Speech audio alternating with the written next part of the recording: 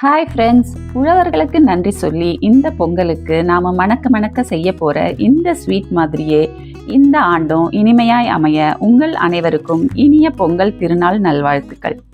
அதுக்கு முன்னாடி welcome to டிஷ்ஷும். இன்னைக்கு நாம் செய்ய போகிறது சூப்பரான சர்க்கரை பொங்கல்.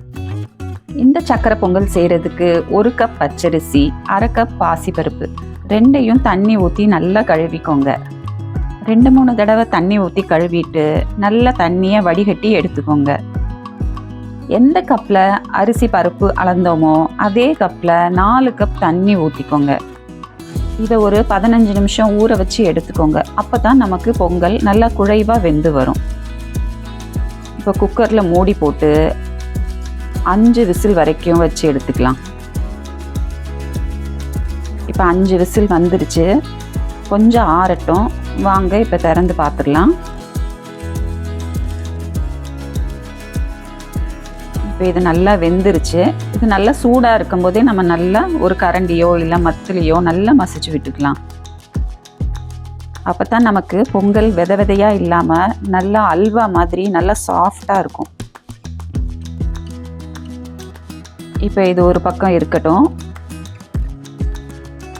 ஒரு பேனில் அரிசி பருப்பு எந்த கப்பில் அளந்தோமோ அதே கப்பில் 1/2 கப் அளவுக்கு வெல்லத்தை எடுத்துக்கலாம். அதே 1/2 கப் அளவுக்கு தண்ணியும் ஊற்றிட்டு அடுப்பில் வச்சு வெல்லம் கரையிற அளவுக்கு ஒரு கொதி வந்ததும் நம்ம இறக்கிக்கலாம். இது பாகு பதமெல்லாம் தேவையில்லை. வெல்லம் கரையிற அளவுக்கு நம்ம கொஞ்சம் கொதிக்க வச்சுக்கிட்டாலே போதும். வெல்லத்தில் சில டைம் மண் தூசியெல்லாம் இருக்கும். அதனால தான் நம்ம இப்படி கொதிக்க வச்சுட்டு வடிகட்டி எடுத்துக்கிறோம். உங்களுக்கு வெல்லம் நல்லா க்ளீனாக இருக்க மாதிரி இருந்துச்சுன்னா அப்படியே டைரெக்டாகவே நீங்கள் பொங்கலோட ஆட் பண்ணிடலாம். ஒன்றும் பிரச்சனை இல்லை. இப்போ இந்த கரைச்சி வச்ச வெல்லத்தை நம்ம நல்லா வடிகட்டி எடுத்துக்கலாம். நமக்கு தெரியாமலே கொஞ்சம் மண் தூசி எல்லாம் இருந்தால் அப்படியே இந்த ஃபில்டர்லேயே நின்றோம். இப்போ இந்த அரிசி பருப்பு இந்த வெள்ளை கரைசல் எல்லாத்தையும் நல்லா ஒன்றோட ஒன்று நல்லா கலக்கிற மாதிரி மிக்ஸ் பண்ணி விட்டுக்கோங்க. பாருங்கள், இப்படி கலக்கும் போதே எவ்வளோ நல்லா கலர்ஃபுல்லாக இருக்குது. நல்ல ஒரு டார்க் கலராக இருக்கிற வெல்லமாக பார்த்து வாங்கினீங்கன்னா பொங்கல் நல்லா நமக்கு கலராகவே கிடைக்குங்க. பாருங்கள், நல்லா ஒன்றோட ஒன்று நல்லா கலந்துருச்சு. இது பார்க்குறதுக்கு கொஞ்சம் தண்ணி மாதிரி இருந்தாலும் சூடு ஆற ஆற நல்லாவே கெட்டிப்பட்டுரும். இப்போ ஒரு பேனில் ஒரு 1/4 கப் நெய் எடுத்துக்கலாம். நெய் நல்லா உருகி வந்ததும் முந்திரி பருப்பு சேர்த்துட்டு லைட்டாக வறுத்துக்கோங்க. முந்திரி பருப்பு திராட்சைக்கெல்லாம் அளவில்லைங்க. உங்களுக்கு எவ்வளோ தேவையோ அவ்வளோ போட்டுக்கலாம். இது கொஞ்சம் லைட்டாக வறுபட்டதும் கொஞ்சம் திராட்சையும் போட்டுக்கலாம். இதையும் முந்திரி பருப்பையும் நல்லா பொன்னிறமாக வறுத்து எடுத்துக்கலாம். கருக விட்டுறாதீங்க. உங்களுக்கு நெய் அதிகமாக இருக்கிற மாதிரி தோணுச்சுன்னா நீங்கள் கொஞ்சமாக கூட நெய் சேர்த்துக்கலாம். ஆனால் பொங்கலுக்கு எப்போவுமே கொஞ்சம் நெய் அதிகமாக சேர்க்கும்போது பொங்கல் ரொம்ப நேரத்துக்கு நல்லா சாஃப்டாகவே இருக்கும். இப்போ இந்த திராட்சையும் முந்திரியும் இந்த பொங்கலில் சேர்த்துக்கலாம். சேர்த்து நல்லா கலந்து விட்டுக்கோங்க. பாருங்கள், கலர் எவ்வளோ சூப்பராக இருக்குது.